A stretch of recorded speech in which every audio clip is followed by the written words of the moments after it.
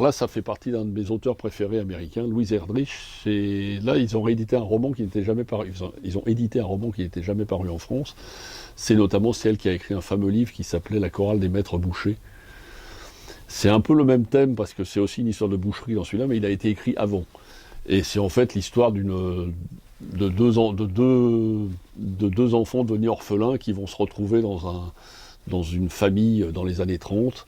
Dans le Dakota du Nord, donc le Dakota du Nord à l'époque c'était pas ce qu'il est devenu aujourd'hui avec les gaz de schiste, c'était vraiment l'Amérique profonde, rurale et très pauvre, et c'est une saga familiale sur plusieurs années de tout ce qui va se passer à partir de ces deux orphelins au début.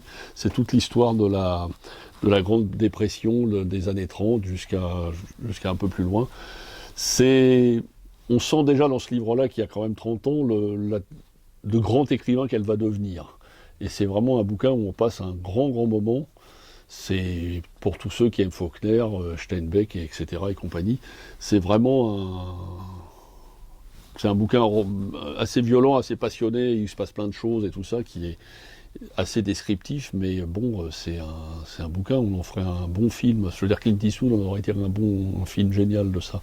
C'est tout à fait cette ambiance-là, l'Amérique profonde et tout ça, des années 30, la poussière, les gens pauvres, parce que c'est un pays qui est beaucoup plus pauvre, surtout à cette époque-là qu'on pourrait le croire, et qui est resté très rural. C'est un bouquin qui sent bon la terre, quoi. Le pique-nique des orphelins de Louis Erdrich aux éditions Albin Michel. C'est vraiment, indépendamment des polars que j'ai parlé tout à l'heure, un de mes coups de cœur de l'année. C'est vraiment un grand bouquin, ça.